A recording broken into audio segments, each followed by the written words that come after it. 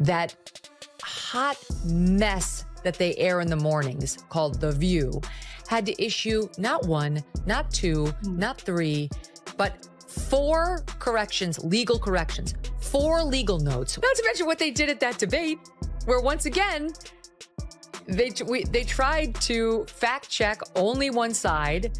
And then when their fact checks got fact checked, they cowered. They cowered in fear. I mean, this is a pattern. I think the problem with that show is that show has this very specific ideological bubble in which they operate in, you know, and they always bring on a token conservative woman and they yell over her and silence her. And, you know, Oh, you thought The View had the spotlight all to themselves?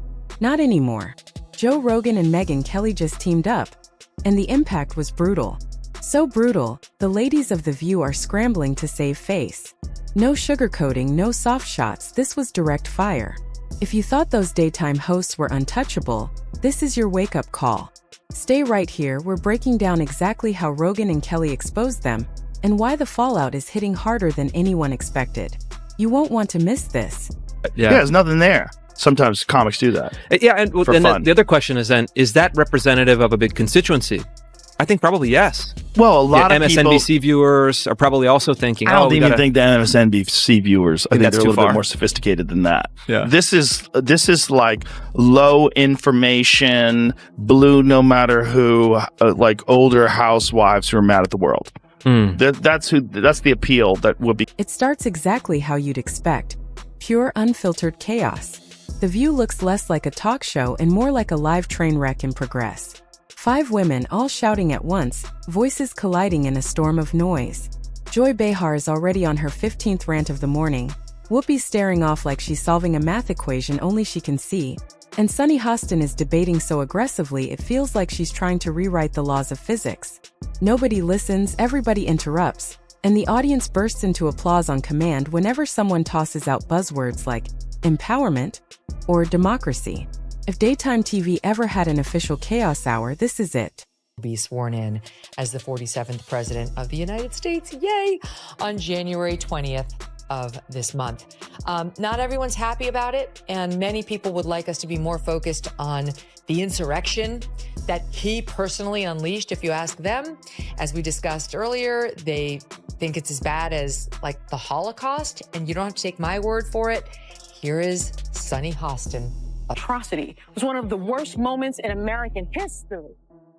And when you think about the worst moments in American history, you know, like World War II, things that happened, you know, like the Holocaust, chattel slavery. Yeah, the January 6th is right up there next to. Somewhere in that whirlwind, a host actually tries to land a coherent point, but it drowns instantly in the overlapping chatter. The crosstalk spikes, the gasps get louder, and then Ana Navarro delivers a side eye so sharp it could slice glass. What's happening isn't debate, it's performance. Therapy dressed up as television, with applause breaks and lighting cues. A finely tuned echo chamber, polished and packaged for daytime consumption. You can practically smell the smugness seeping through the screen, like a plug-in air freshener labeled self-righteous. Fairness, though, I mean, The View has to be, you know, if you average out The View hosts, among the dumbest people on television. And it's like they say the thing that people are thinking, but they say it very directly, so they expose whatever truth. But I don't think some of them are dumb. You don't think so? No, I don't think Sunny Hostin's You think it's dumb. deliberate? I think she's ideologically driven, and they have blinders on, for sure. I don't think Sunny's dumb. But Whoopi is certainly not the brightest person. And what she just said just doesn't make any sense. It's just like so silly to say. It's not a well thought out. It's like if you had an idea for a premise and it was totally baked and half baked and you went on stage with it and just Then enters Joe Rogan, part straight shooter, part human lie detector. No need for shouting, no dramatic gestures. Just that steady, grounded voice that carries the weight of someone who's heard it all. This is the guy who's grilled astronauts about space, monks about discipline, and conspiracy theorists about lizard people ruling the planet. And even he looks at The View, shakes his head and says, "There's no way this circus is real." She's Anna Navarro. In your wildest imagination, you could never solo host a show. You will only ever make it as part of an ensemble, and you could never hope to achieve the success that Tucker Carlson has. So you can sit in your little cheap seats all day long and enjoy your little negative henpecking, but your careers are going nowhere, and Tucker is about to dominate. Then comes Megyn Kelly, heels clicking like a media hit woman clocking in for duty. She's the one mainstream networks couldn't cage. Fox found her too sharp, NBC folded when her questions cut too deep. Now she's armed with a mic, a mountain of receipts, and a mission titled Expose Daytime TV Hypocrisy. She doesn't just critique, she dismantles, stacking egos on her podcast like trophies. Side by side, Rogan and Kelly hit harder than a PR crisis from hell. While Joy Behar fumbles with Google trying to spell authoritarian, Rogan calmly dismantles The View's narrative. He doesn't raise his voice, he doesn't need to. A casual chuckle, a shake of the head, and the whole production starts to look like bad improv at a weekend retreat. Meanwhile, Kelly glides through contradictions like she's hosting a guided safari of media failure. One eyebrow arch, and The View's credibility sinks by 20%. Where Rogan is the hammer of blunt reality, Kelly is the scalpel, precise, sharp, and ruthless. She carves through fake outrage, hollow sound bites, and whatever Anna Navarro just attempted to call an argument. Within minutes, Whoopi's blinking like she's tapping out Morse code to Barbara Walters' ghost. Hot mess that they air in the mornings, called The View, had to issue not one, not two, not three, but 4 corrections, legal corrections. 4 legal notes. We only have 3 of them on camera. Another legal note. My God. Both Trump and Pam Bondi have denied allegations of a quid pro quo. I have a legal note. You want to take this one, Joy, or are you Matt good? Gaetz has long denied all allegations and has not been charged with any crime. That's true. Also, another legal note, Pete Hegseth's lawyer said he paid the woman in 2023 to head off the threat of a baseless lawsuit. Oh. He has denied any wrong. Let's imagine what they did at that debate, where once again, they tried to fact check only one side, and then when their fact checks got fact checked, they cowered. They cowered in fear. I mean, The real tragedy? The View honestly believed they were invincible. For years, they floated inside a cushioned media bubble, where the main qualifications were recalling the Clinton years and confusing smug moral superiority with actual personality. But that bubble just exploded, shattered by 2 voices who don't need a network's approval to speak truth. Rogan and Kelly couldn't care less about Emmys or clout at Manhattan brunch tables. They care about facts, or at the very least, not mistaking noise for wisdom. So when they stepped in armed with receipts, logic, and a heavy dose of earned cynicism, The View never stood a chance. It was like bringing a kazoo to a sword fight. Rogan and Kelly didn't just change the channel, they rebooted the whole system. And then came the spark, the moment The View struck a match in a room filled with gasoline. This time, their smug spotlight turned to Robert F. Kennedy Jr. Cue the eye rolls, the sneers, the mockery, delivered with all the intellectual weight of a paper plate. Not one host paused to research, not even for a lazy Google search. What followed was peak performance art in uninformed disdain. An Olympic-level symphony of synchronized scoffs. Every one of them fact-free. But she's ideologically captured. Right. You know, so I think the other ones, there's a couple of the other ones, don't have to name any names, who are just very dull-minded. But I think Sunny's not one of them. I think she's smart, but captured. Sure, I think she came into it with an agenda. Of course. You know. They didn't stop there, of course not. Free speech got tossed onto the bonfire too, because in The View's bubble, having a controversial opinion is practically a felony unless it's been pre-approved by their brunch club consensus. According to them, podcast hosts are dangerous, misleading, even threats to democracy. Why? Because they let guests finish a sentence. Long-form conversations apparently are just too radical for daytime TV. Then Rogan slid in with a slow-burn roast. No theatrics, just that steady surgical logic that lands harder than any viral soundbite. Somewhere between elk meat and lost civilizations, he dismantled their entire rant like it was casual sport. Calm, precise, brutal. He exposed the obvious. The View doesn't even watch the content they condemn. No fact-checking. No curiosity. Just noise, outrage, and vibes. Rogan nailed it best. It's not journalism. It's like watching someone review a movie they never saw loudly, while drunk.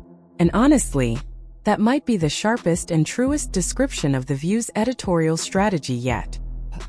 Came out and said she's about as pro-choice as they come. And here was the reaction on The View. Yeah, well, yeah. Okay, so we can all agree on that. That's a given. I also think that she wants to take him out.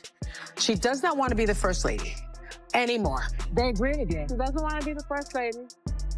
He destroyed the Rose Garden. Who hates Christmas? Melania Trump hates Christmas. She doesn't want to decorate for Christmas. She doesn't want anything to do with him. She doesn't want to sleep in the same room with him. She can't tolerate. Would you look? This is a network that still runs out fact checks to these women, like it's concerned about them staying factual. She hates Trump. She doesn't want to be near him. She doesn't want to be president again. She destroyed the Rose Garden, and she hates Christmas. That is what passes for news on a network. Joe didn't bother with cheap shots. He let The View self-destruct. Using their own clips, contradictions, and unintentional comedy, he laid it all out like a prosecutor with airtight evidence. Timestamps, quotes, context, stacked neatly, delivered in that calm, disappointed tone a teacher reserves for kids who just copy-pasted Wikipedia. His sarcasm was surgical, exposing how they skim headlines, parrot Twitter trends, and treat independent thought like a criminal offense. It wasn't rage. It was pity sharpened into precision. And just as Rogan's slow-motion fact-check settled like dust in the court of public opinion, Megyn Kelly entered, not as a podcast host but as a legal scalpel. No shouting, no spectacle, just deliberate, methodical dismantling. She tore through their episode like an attorney ripping apart a failing brief, pairing facts with fire. Where Rogan brought calm clarity, Megyn arrived with receipts and a flamethrower. Her opening strike hit the core. Everything is offensive, unless they're the ones saying it. That's The View's entire playbook.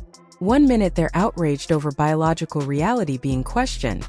The next they're mocking political enemies like it's open mic night. That double standard? Megyn didn't just point it out. She torched it, leaving it burning for the world to see. If I saw her, I'd give her a hug. I'd probably say the same thing about me if I was her. You're worried about losing your job, and you're worried about podcasts taking over, and who's the source of news, and we said Donald Trump was Hitler, but half the country disagreed with us, and he won, and this is fucking great, and Joe Rogan believed. According to Megyn, free speech only counts on The View if it's filtered through a panel of coffee-sipping daytime elites hiding behind branded mugs. And when she turned her sights on Joy Behar and Sunny Hostin, it wasn't mere critique. It was open-heart media surgery. Joy, forever the human eye roll in a red blazer, got scorched for pretending she pioneered progressive thought while recycling takes that sounded like they were drafted in a wine-fueled group chat. Megyn cut straight through the act, exposing it as nothing more than smugness wrapped in faux moral clarity. Sunny didn't fare better. Her lawyer-turned-diva persona collapsed under Megyn's scalpel. The performative seriousness, the air of superiority, the way disagreement becomes exile, Megyn called it all out.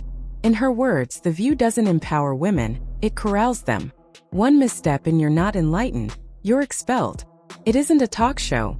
It's a scripted gauntlet where survival means parroting Whoopi's last sentence. But Megyn didn't just torch egos, she went after the foundation. She and Rogan showed up with the one weapon The View fears most: receipts, transcripts, context, and the radical act of reading past a headline. That's the real threat. Not shouting, not outrage, but cold, unshakable research. Whoopi Goldberg said? What'd she say?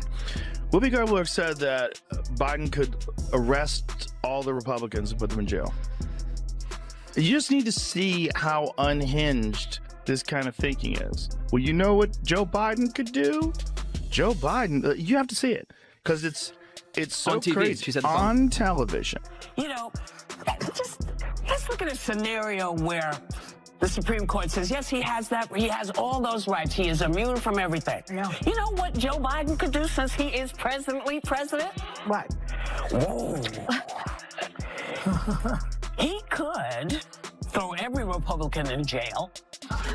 They started running The View's loud claims against actual facts, and the results were pure humiliation. When The View declared a Rogan episode dangerous, Megyn calmly rolled the tape. No extremist rants, no toxic conspiracies, just a mellow chat about nutrition and cold plunges. Terrifying stuff. Then Joy fired off her favorite line. that Rogan platforms hate. Except the so-called hate turned out to be a decorated veteran opening up about PTSD and meditation. The only thing hateful was how lazily The View twisted it. Megyn didn't just clap back. She buried them under context, receipts stacked like bricks. Meanwhile, Rogan, zen as ever, dismantled their narrative without breaking a sweat. He didn't need fireworks. The contrast did all the work. Rogan and Kelly came across as researched, deliberate, and unflinchingly real, while The View sneered at podcasts like they're a medieval torture device. 3-hour conversations?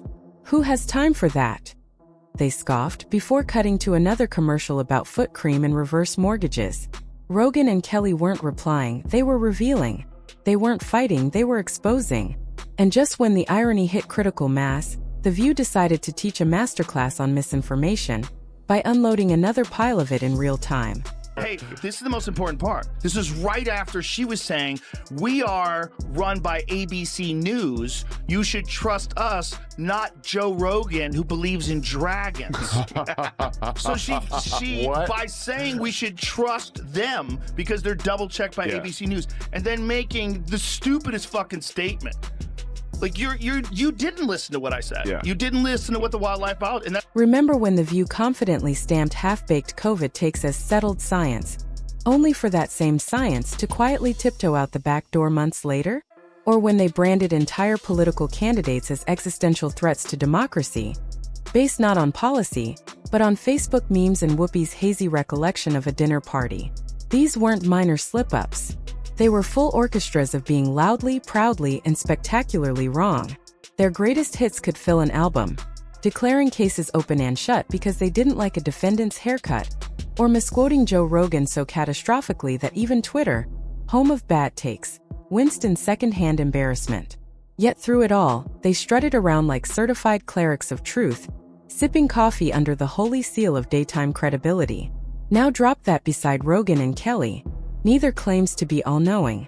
Rogan regularly sits across from people who challenge him, a concept so alien to The View it would require closed captions.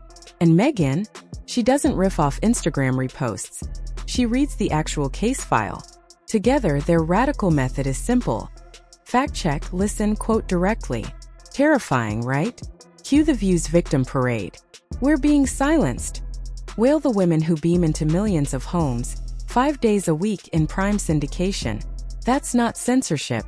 That's dominance with a side of performative martyrdom. It's like Jeff Bezos crying about struggling to sell books. Joy Behar staggers through a defense so tone-deaf it should come with a hearing warning. Whoopi attempts a philosophical deep dive, only to wash ashore somewhere between Play-Doh metaphors and a rejected Hallmark card. And the rest? They fill airtime with synchronized sighs while America munches popcorn, wondering if daytime TV has just jumped the shark or eaten it live on AI. Or so here we are. The View, a relic from the blazer-shouting era of journalism, clutching pearls over misinformation, while Rogan calmly fact-checks between kettlebell swings and Megyn Kelly slices their talking points like a surgeon with zero anesthesia. And if your credibility crumbles under the weight of a UFC commentator and an ex-Fox anchor, maybe it's not just your arguments that are outdated. Maybe it's your entire personality.